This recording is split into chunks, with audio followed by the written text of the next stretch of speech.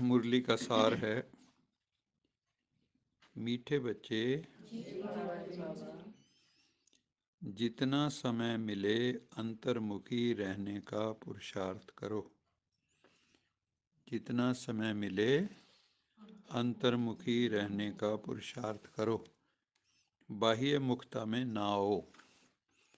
क्योंकि ज़्यादातर हम देखते ही हैं, सब हमारी इंद्रियां बाहर की तरफ ही हैं इस जगत को देखने के लिए।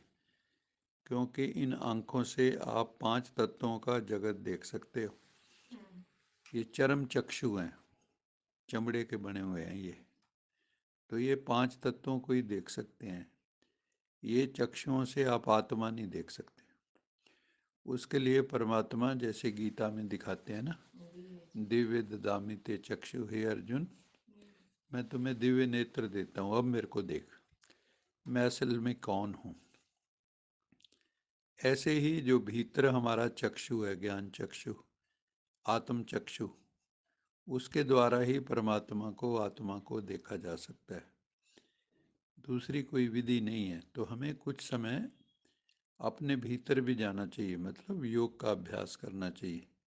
योग का मतलब क्या है कि इस दुनिया से ध्यान हटा लेना और अपने स्वरूप में स्थित हो जाना कि मैं आत्मा हूँ, मैं शांत स्वरूप आत्मा हूँ। जो मेरा स्वरूप है, रूप और स्वरूप, रूप है ज्योति बिंदु और स्वरूप है शांत स्वरूप, अनंत स्वरूप, प्रेम स्वरूप, ज्ञान स्वरूप, शक्ति स्वरूप, पवित्र स्वरूप, सत्य स्वरूप, सुख स्वरूप। ये हमारा स्वरूप है। योग में बैठ के इसका चिंतन करना। और परमात्मा भी इन्हीं का सागर है। वो ज्ञान का सागर है, सुख का सागर है, प्रेम का सागर है, आनंद का सागर है। तो जब हम उससे जुड़ जाएंगे तो हम भी सागर जैसे ही हो जाएंगे, मास्टर सर्वशक्तिवान हो जाएंगे।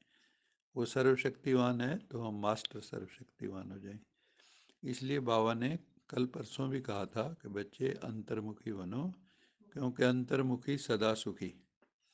अंतर्मुखी और बाहरमुखी सदा दुखी। जो बाहर की तरफ ध्यान है उसकी कभी इच्छाएं पूरी नहीं होंगी। वो कहेगा अच्छा ये आ गई नई चीज़, अब उसके ऊपर ध्यान जाएगा, अब ये चाहिए। तो उनकी चाहना कभी ख़त्म नहीं होती। और जब चाहना ख़त्म हो जाती है तो मौज बन जाती है। चाह मिटी चिंता गई मनवा बेपरवाह, जा को कछु न चाहिए सोई शहनशाह। शहनशाह कौन है? जिसको कुछ नहीं चाहिए।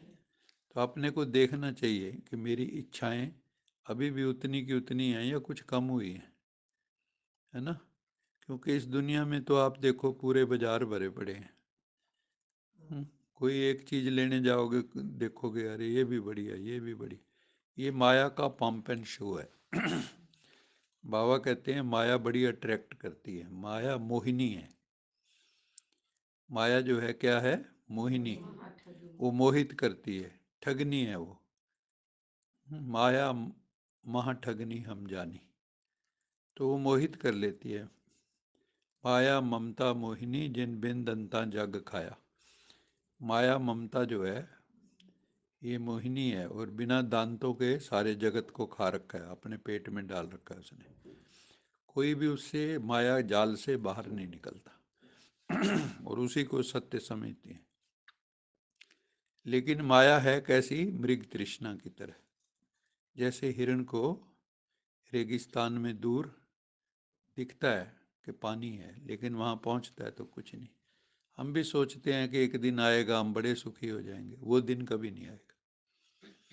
सुखी होना है तो अभी हो सकते हो, आनंद लेना है तो अभी लेना है, ले सकते हो। नहीं तो बैठे बैठे कोई पुरानी बात छेड़ लोगे, है ना, ये हो गया वो हो गया, तो उससे क्या होगा? वर्तमान भी खराब कर लेते हैं।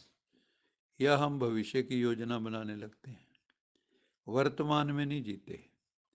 लेकिन भगवान कहता है कि वर्तमान में जियो, अंतर्मुखी रहने का पुरुषार्थ करो, बाह्य मुक्ता में ना हो, तब ही तुम्हारे पाप कटेंगे। ये जो हमने गलतियां की, भूलें की, पाप किए, विकर्म किए, किसी का दिल दुखाया, उसकी बद्दुआएं ली, तो वो जो है पाप बन जाते हैं। तो पाप कैसे कटेंगे? परमात्मा की याद से। और परमात्मा की याद कब आएगी? जब अंतर्मुखी होंगे। अच्छा मीठे मीठे सिकिलदे बच्चों प्रति माता पिता बाप दादा का याद प्यार। गुड मॉर्निंग रूहानी बाप की रूहानी बच्चों को नमस्ते। हम रूहानी बच्चों की रूहानी माता पिता बाप दादा को याद।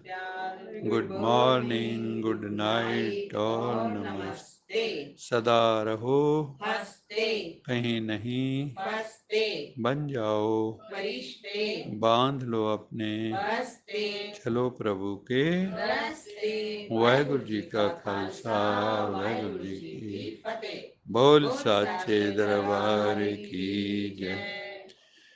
लोका समस्ता सुखिनो भवन्तु। लोका समस्ता सुखिनो भवन्तु। लोका समस्ता सुखिनो भवन्तु। ओम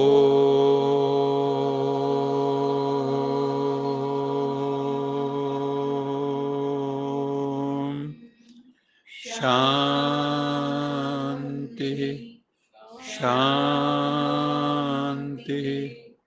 शांति।